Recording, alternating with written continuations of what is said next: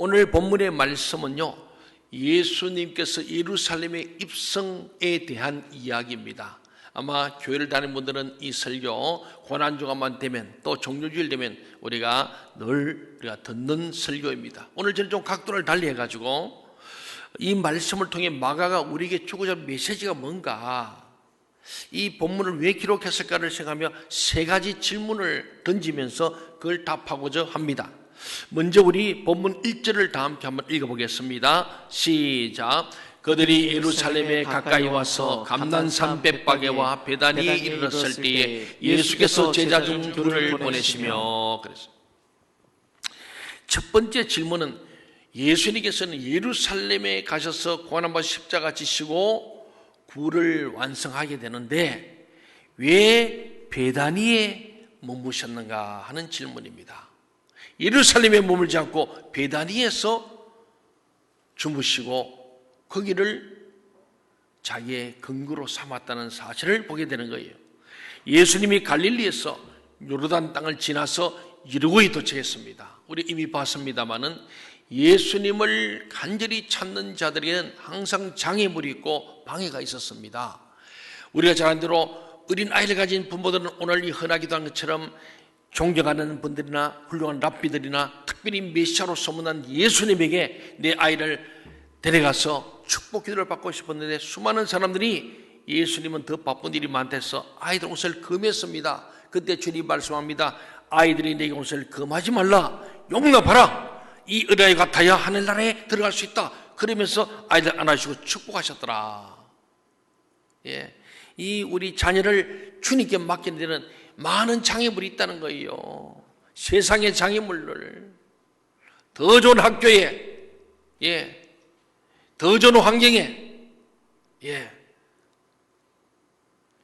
그래도 우리는 주님에게 우리 자녀를 맡겨야 합니다.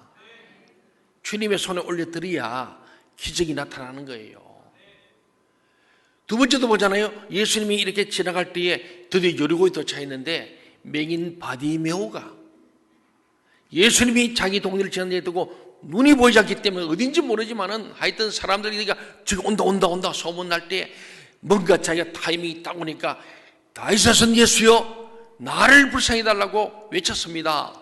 그때 역시 주님께로 가까이 갈 일은 그의 눈을 뜨게 하고 구원을 이룰 수 있는 이 기회를 장애물, 제자들로부터 많은 군중들이 잠잠해라 조용해라 이 거지야 하면서 그를 가로막았습니다.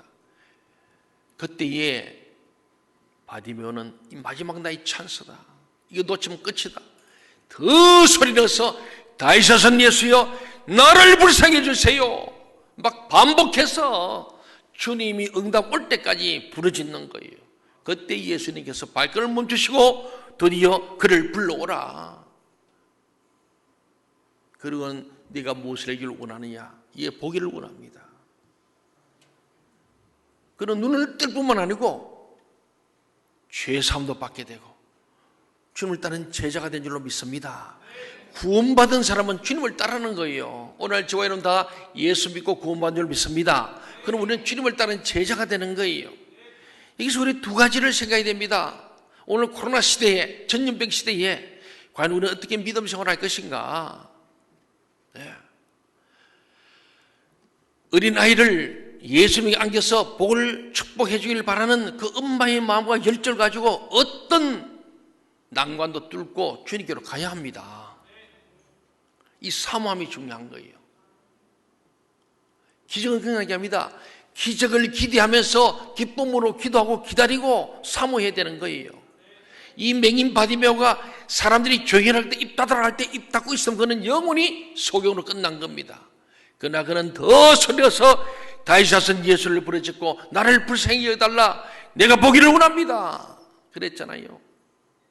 저는 이번에 코로나 지금 아직도 끝나지 않고 종식되지 않았습니다. 백신이 언제 발견될지 모릅니다.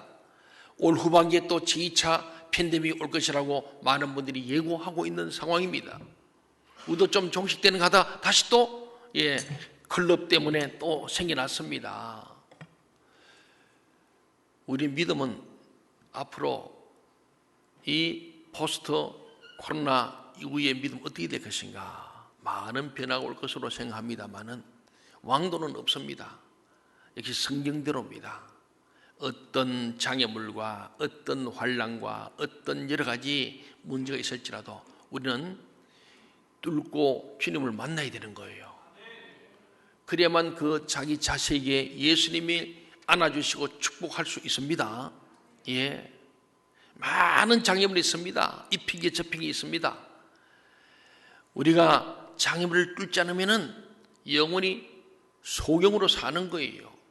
저는 이번에 코로나를 맞으면서 참 우리 2월 말부터 부흥회도 있고 참 어렵습니다만은 부르짖고 정말 열정을 가지고 사모해야 한다. 그리고 우리 교회는 문을 닫지 않고 계속 예배를 드렸습니다. 많은 분들이 우리하고 저한테 문자도 오고 직접 찾아오신 분도 계시고, 목사님 만에 하나 감염되고 확진자 나오면은 목사님 어떡하랍니까? 책임질 수 있습니까? 누구도 책임져? 그래 제가 책임질 수 없으니까 어물러분하니까 목사님 책임질 수 없으면 문을 닫으십시오. 목사님 큰일 납니다. 큰일 납니다. 맞아요. 그분 말이 너무나 논리적인 거예요. 목사님 많이 나오면은 1000명이 넘는 교인들이 전부 다 같이 예배 듣기 때문에 자가 격리돼야 되고 장사한 사람 장사도 못하게 되고, 보통 누구도 책임져? 먹고 사는 문제 아닙니까? 이 생존의 문제예요. 그럼에도 그렇기 때문에 저는 인터넷 실시간도 하고 오프라인도 하고 두 개를 동시에 하면서 여러분이 선택해라. 나와 내 집은 오직 여호와만 섬기겠다. 나는 온오프 예배 드린다는 겁니다. 나는 주의 집에서 예배하겠다는 인도할 때가 올 사람 오고 집에 짐을 드리고 믿음대로 하고 상황대로 하세요. 그랬습니다. 그런데 우리는요, 앞으로 이런 일이 계속 일어날 것을 생각하고 믿음을 가져야 합니다. 예. 코로나 핑계대지 말고, 예, 우리는 언제 어디서 감염돼 아무도 몰라요. 저는 기도했습니다. 하나님, 이 교회 예배 드리고 나서 감염되지 않게 해주세요. 문 닫지 않게 해주세요. 교인들의 생업에 어림없게 해주세요. 저는 책임질 수 없습니다. 하나님이 책임지세요. 매일 기도한 거예요.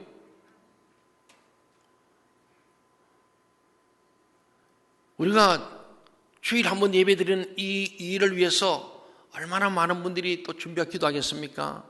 여러분, 우리 상황을 지금도 보세요. 제가 늘 예고했지만은 우리 지금 모든 사회는 문을 다 열어놓고, 내가 노래 클럽 얘기 미리 예고했잖아요. 카페도 얘기했잖아요. 예, 식당도 마찬가지입니다.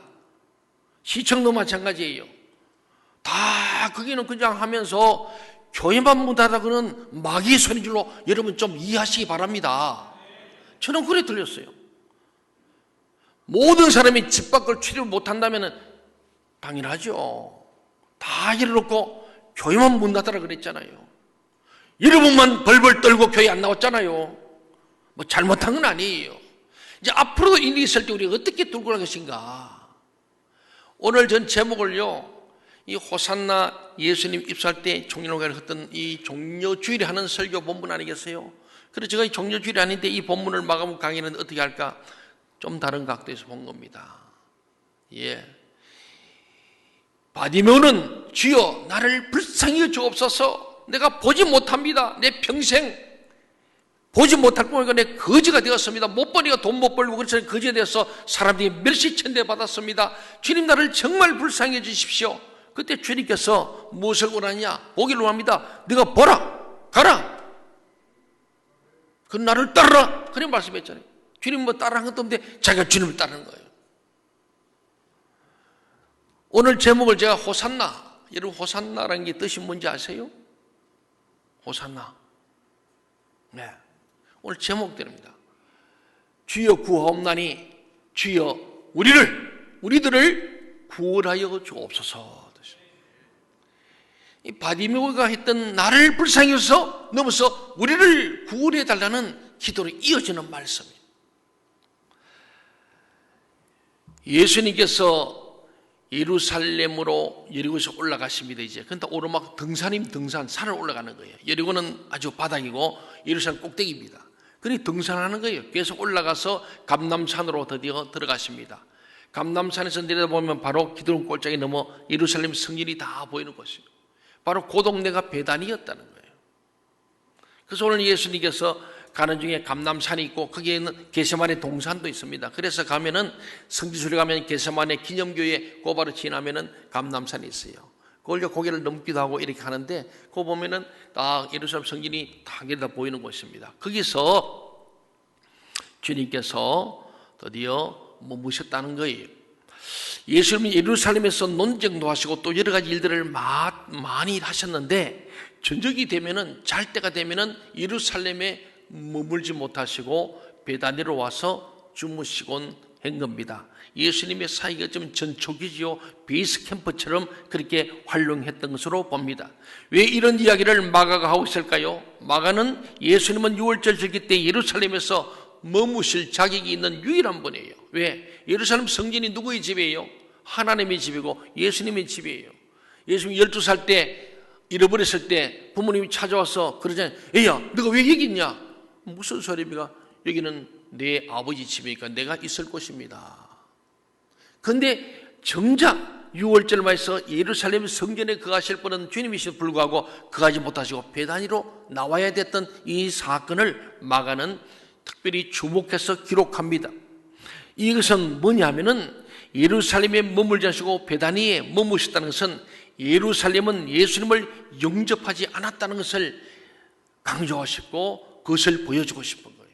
예루살렘이 예수님을 영접하지 않는 거예요. 다시 말하면 그 당시에 대제사장들과 서기관들과 장로들과 바리새인들이 예수님을 받아들이지 않는 거예요.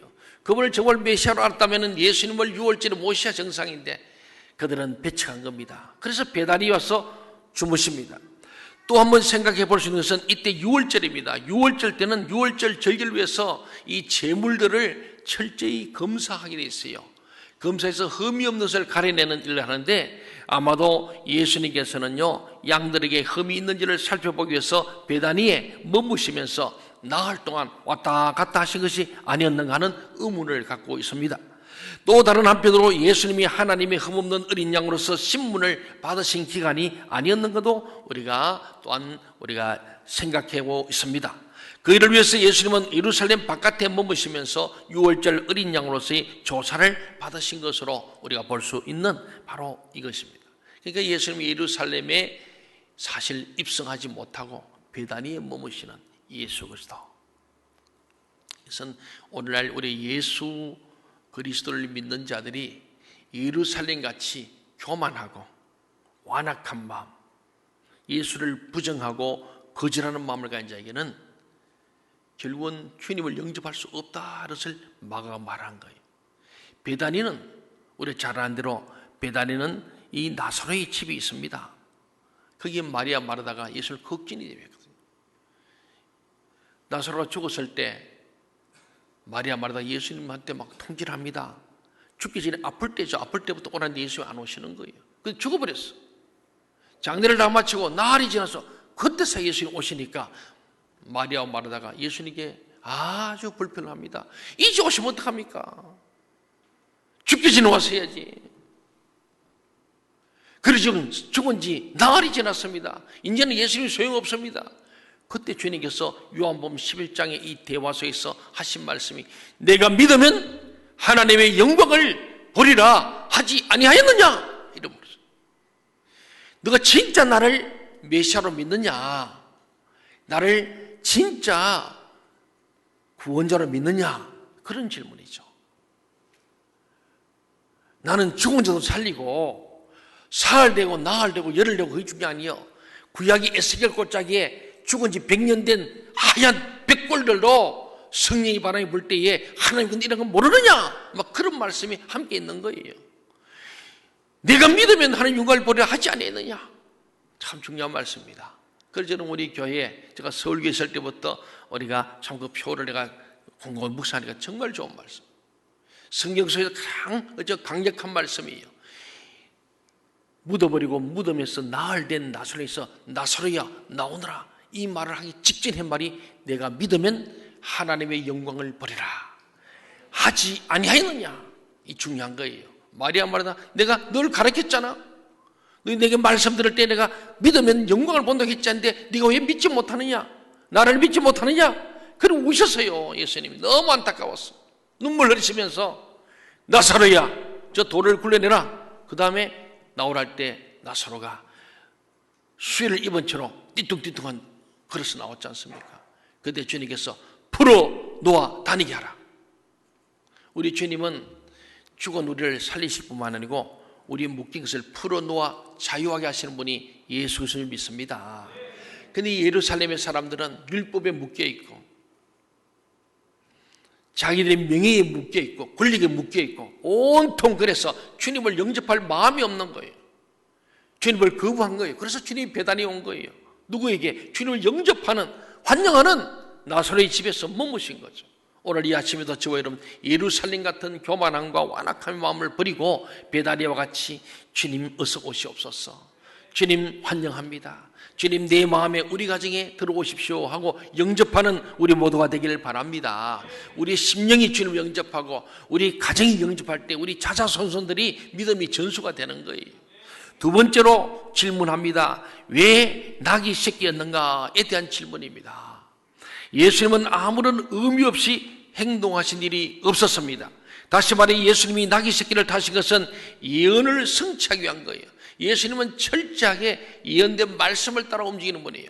출생도 동정녀 탄생 예언된 대로 탄생하시고 베들레헴에서 태어나시고 나사렛 자라시고 갈릴리에서 활동하시고 마지막에 예루살렘에서 죽을 것이라는 주님의 예언된 말씀 그대로 진행하신 분이에요. 다시 말하면 우리 주님이 하나님이 우리 주님 말씀 예언의 말씀대로 사는 것이 주님의 제자가 되는 거예요. 내 뜻대로 내 생각 내 꿈대로 사는 게 아니고 주님께 물어보는 거예요. 주님 나는 학교를 어떻게 할까요? 결혼을 어떻게 할까요? 직장은 어떻게 할까요? 내 미래와 진로는 어떻게 할까요? 좀 물어봐야 돼요. 사랑하는 여러분, 오늘 주님은요 우리에게 끊임없이 준비하시고 또 우리에게 하나님은 모든 좋은 것을 주는 줄 믿으시기 바랍니다. 오늘 본문 2절 3절을 다 함께 읽어봅시다. 시작. 이르시되 너희는 맞은편 마을로 가라. 그러면 곧 아직 아무도 타보지 않은 나귀 새끼가 매여있는 것을 보리니 풀어 끌고 오라. 만일 누가 너희에게 왜 이렇게 하느냐 묻거든 주가 쓰시겠다 하라. 그리하면 즉시 이리로 보내리라 하시니. 다 예언된 말씀이고 예고된 말씀이에요. 주님은 앞으로 될 일인데 저희들에게 마치 본 것처럼 얘기하시는 거예요. 이 말을 들은 제 아들이 가보니까 진짜 나귀 새끼가 떡 매여 있어요. 그래서 그것을 푸니까 거기 있는 사람들이 나귀 새끼를 풀으면 못하냐고 묻는 거예요. 그들은 주께서 쓰시겠다 이렇게 말하니까 그 말 듣고는 아무 말도 안 하고 내어줬다는 거예요. 참 놀랍지 않습니까? 이게 그냥 어떤 신적인 일이 아니고 그 당시에 관습으로 고르반이라는 게 있었어요. 고르반. 하나님을 잘 경외하기 위해서 집도 고르반, 나귀도 고르반, 물질도 고르반, 돈도 고르반이 있었어요. 이 고르반이라는 것은요 주님을 위해서 이 물건은 내가 따로 내놨다 그런 뜻이에요. 이게 주님의 것이다 이런 거예요. 내 것인데 주님의 것으로 내놔버린 거예요. 오늘 지금 나귀도 지금 고르반이었어요. 그래서 이 나귀 새끼를 주께서 쓰시겠다니까 주를 위해서 내놓은 거니까 바로 그냥 갖고 하는 거예요. 고르바니가 맞다. 목적대로 쓰이니까 갖고 하는 겁니다. 놀랍게도 이 나귀 새끼는 또한 한 번도 타보지 않은 나귀 새끼였다는 거예요. 그 말은요 이 고르반은 고르반인데 그날 처음 고르반으로 내놓은 나귀 새끼란 거죠. 이미 오래됐으면 다른 사람들이 이미 탔을 거예요. 제사장들이 타고요 주님 이름을 위해서 타게 되는데 한 번도 타보지 않은 것은 오늘 지금 고르반으로 6월절을 지금 내놓은 아주 그런 진짜로 나귀 새끼인 거예요. 구약 성경에 보면 메시아로 오는 왕 대신 주님은 아무도 타지 않은 말 혹은 나귀 새끼를 타게 되어 있습니다. 예언을 성취하기 위해 주님께서는 한 번도 타보지 않은 나귀 새끼를 타신 것입니다. 이처럼 주님의 삶은 여전히 예언적 삶이에요. 예언적인 삶을 사는 거예요. 예언된 말씀대로 산다는 거죠. 9절과 10절을 다 함께 읽어보겠습니다. 시작. 앞에서 가고 뒤에서 따르는 자들이 소리 지르되 호산나 찬송하리로다. 주의 이름으로 오시는 이여 찬송하리로다. 오늘 우리 조상 다윗의 나라여 가장 높은 곳에서 호산나 하더라. 오늘 이 호산나, 예, 우리 예루살렘 입성하면은 종려나무 가질 거 다 호산나 하고 나귀에 옷을 얹고 안장을 만들고 길에 다는 옷을 다 그들 벗어서 주님 오시는 길을 예비했다고요. 예, 정말 주님 내길 예비하는 그런 일들이죠. 여기 호산나라고 부르면서 소리를 치고 호산나를 친 거예요. 그 호산나 뜻이 뭐라고요? 주여 우리를 구원하소서. 예. 지난번에 바디메오는 주여 나를 불쌍히 해주세요, 긍휼을 베풀어 주세요, 보게 해주세요, 이런 간청했다면 이는 좀 더 차원 높은 집단 군중이 함께 예루살렘 시민들이 다 호산나를 보낸 거예요. 주여 구하옵나니 우리를 구원하여 주옵소서. 구원자 예수, 당신은 메시아입니다, 우리의 그리스도입니다, 우리를 구원할 자입니다. 그리고 구원자를 향해서 우리를 이 로마의 식민지에서 구원해달라는 그런 뜻을 한 거예요. 죄로부터 구원이 아니고. 그래서 원래는 호산나는 메시아의 노래죠. 우리를 구원해달라는 이 노래야말로 메시아의 노래라고 합니다. 예수를 메시아로 믿은 거죠. 그 시편 113편부터 118편까지를 할렐송이라 그럽니다. 이 노래는 메시아를 영접할 때 부르는 노래입니다. 이스라엘 백성들은 절기 때 주로 이 노래를 많이 부르는데 특별히 장막절 때 가장 크게 이 노래를 불렀다는 거예요. 113편부터 118편까지 할렐송을 부른 겁니다. 메시아가 오셔서 백성들이 고난받는 이 장막절, 이 지상의 삶에서, 고난의 세계에서, 광야 같은 삶에서 벗어나서 완전한 해방을 얻게 하실 것을 기념하면서 부른 노래가 이 할렐송입니다. 이스라엘 백성들은 예수님이 들어오실 때 예수님이 우리의 메시아, 우리의 구원자 호산나를 알고 환영한 거예요. 오늘도 저와 여러분이 주여 우리를 구원하소서, 이게 우리 기도 제목 아니겠어요? 예, 호산나의 기도가 필요한 거예요. 호산나. 주님 우리를 구원하여 주옵소서. 바디메오는 사실은 눈을 뜨기 위해서 기도한 것 같지만은 그 속에는 그 영혼을 구원하기를 원하는 거예요. 눈을 열어 육안도 보지만은 영안도 열어서 주님을 보고, 그러니까 그가 구원받게 되잖아요. 구원받은 기쁨으로 예수를 따르니라. 예수님께서 그를 거절하지 않습니다. 왜? 그는 예수를 진짜 메시아로 알고 믿기 때문에 다른 환자들처럼 그냥 고치고 고마웠다는 게 아니고 예수를 메시아로 알고 다윗은 예수요, 당신은 메시아입니다, 나를 고칠 뿐만 아니고 구원할 자입니다. 오늘 여기는 예루살렘에는 모든 사람들이 지금 그들이 구원의 주님을 하는데 세 번째 질문이죠. 10절 보니까 바디메오처럼 다윗의 자손 예수여 이렇게 하지 않고 뭐라 되어 있어요? 우리 조상 다윗의 나라요 되어 있는 거예요. 여기 특별한 겁니다. 이것은 무엇을 의미합니까? 그들은 메시아는 다윗의 후손으로 오시는 것을 믿었고 예수님의 시대에는 메시아가 오셔서 이 모든 이스라엘의 고난을 완전히 해결해 주시고 다윗의 왕국, 메시아 왕국을 이루어 주실 것이라는 믿음이 있었던 거예요. 그게 뭐냐면 야고보 요한도 이제 예루살렘 가서 드디어 예수님께서 우리를 구원하시면 다윗 왕국을 세웠어, 다윗 왕처럼 예수님 왕자리에 앉고 그때 내가 좌우편에 좀 앉고 싶은 그런 마음이 있는 거예요. 오늘 예수를 믿으면서도요, 이 제자들처럼 오늘 이 예루살렘 시민들처럼 예수를 이용하여 뭔 한 자리를 얻고 싶어하고 좋은 자리, 높은 자리, 큰 자리 얻고 싶어. 오늘 예수님을 쫓던 이 제자들뿐만 아니고 수많은 군중들도 예수가 우리의 이 나라를 독립해서 메시아 왕국, 바로 다윗의 왕국을 회복할 것을 믿었기 때문에 이들이 오늘 부르기를 우리 조상 다윗의 나라요 그랬어요. 예수님 찾는 게 아니에요. 우리의 조상 다윗, 그의 나라 다윗 왕국이 이 땅에 이루어질 원한다. 그걸 누가 하냐? 예수 당신이 이 땅에 다윗의 나라를 세우시오. 그게 그들의 호산나의 내용이었어요. 오늘 우리 기도를 해도 예배를 드려도요, 진정한 주님을 향한 기도와 찬양과 예배가 되어야 할 줄 믿습니다. 진정으로 하나님 나라와 의를 구하는 기도, 너희는 먼저 그의 나라와 그의 의를 구하라. 무엇을 먹을까 입을까 마실까, 이것은 하나님 나라와 의를 먼저 구하면 그리하면 이 모든 것을 너에게 더해 주신다, 그렇게 말씀하잖아요.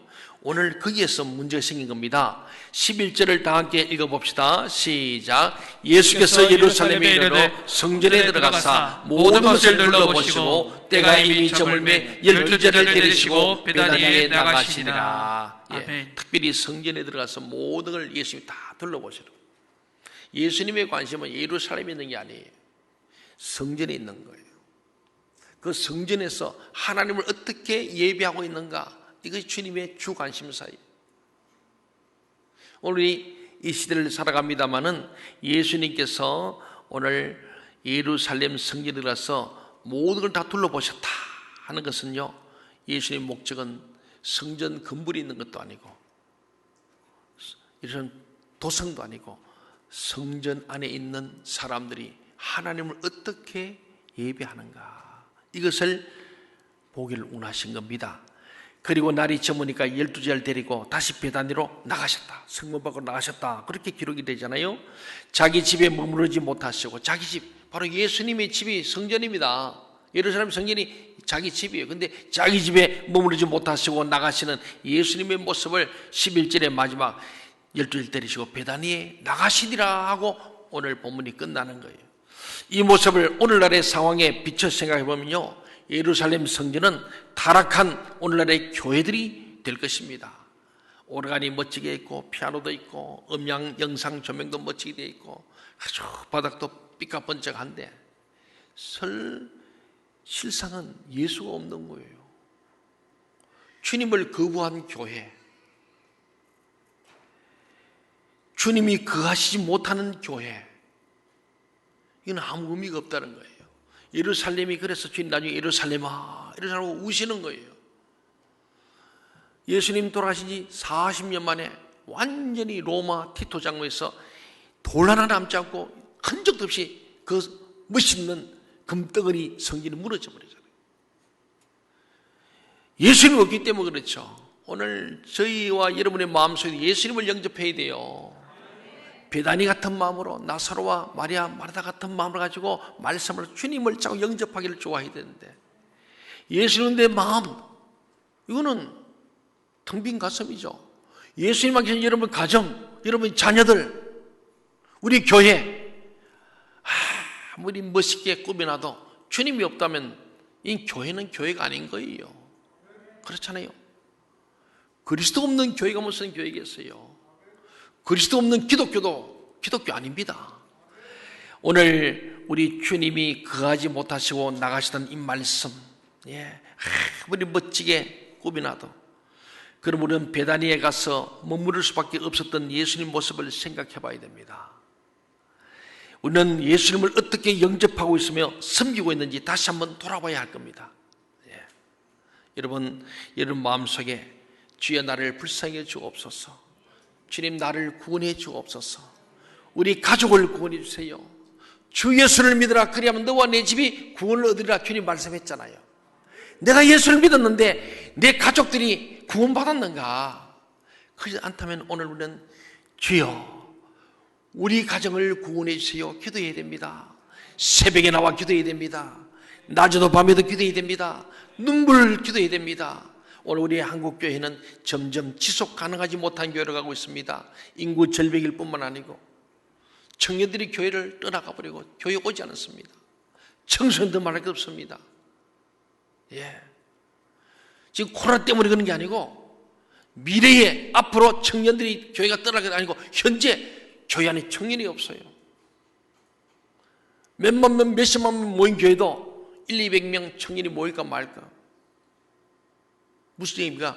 교회가 지속 가능하지 못하다는 거예요. 코로나로 못 낳는 게 아니고 교회 올 사람도 못 낳는 거예요. 제가 유럽을 쭉 다녀보니까 그 예배당 됐다가 성당 됐다가 이슬람 사원 됐다가 이렇게 참 돌고 돌았던 그 교회 다 그 박물관들이죠. 하나의 우리가 관광거리 되어 있습니다. 가서 역사를 보면은 그런 거예요.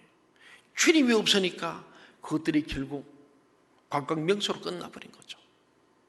사랑하는 여러분, 우리는 오늘 예루살렘 입성하신 예수님에서 호산나 종려나물 가지를 흔들었던 것처럼 딴 생각으로 주님을 영접하는 게 아니고 진짜 우리를 구원하시는 주님을 만나야 할 줄 믿습니다. 그리고 나만 아니고 나 혼자 천국 갈 수 없잖아요. 내 자자손손 3, 4대까지 내가 눈을 감을 때에 내 아들, 딸, 손자, 손녀, 정손자까지도 다 거듭난 인간, 성숙한 신자, 하나님 나라에 들어갈 수 있는 정말 천국 시민을 확인하고 눈을 감을 수 있는 저와 여러분이 되어야 임종의 복이 있는 거예요. 그리스도인이 살아있는 동안에 눈물로 기도해야 됩니다. 저도 우리 어머님이 어려서부터 쭉 그냥 남편 구원을 해서 우리 아버지를 구원을 해서 눈물로 기도하고 우리 자기들 기도하는 그 기도를 쭉 봐왔잖아요. 우리가 어버이날 되면 부르잖아요. 어머니의 손때 묻은 성경책, 어머니 읽으시던 성경책, 어머니 말씀 엘리야 이야기 그렇잖아요. 눈물 젖은 성경책, 그 눈물로 기도하던 그 쟁쟁한 기도 소리가 우리 자식들에게 전수되어야 합니다. 잠시 교회를 떠나갈 수도 있고 안 나오는 것 같지만은 어머니 기도 못 잊어, 어머니 눈물의 기도를 못 잊어 내 죽기로 돌아옵니다. 그 찬송이 그냥 되는 게 아니거든요. 반드시 우리 부모님들이 자녀의 믿음에 전수하되 오늘처럼 그저 부르는 호산나 후가 아니고 진짜 내 심령이 예수를 모심으로 이 예수를 내 아들 딸에게 전수시켜주고 손자 손자까지도 책임져 주는 오늘 우리 모두가 될 수 있기를 간절히 소원합니다.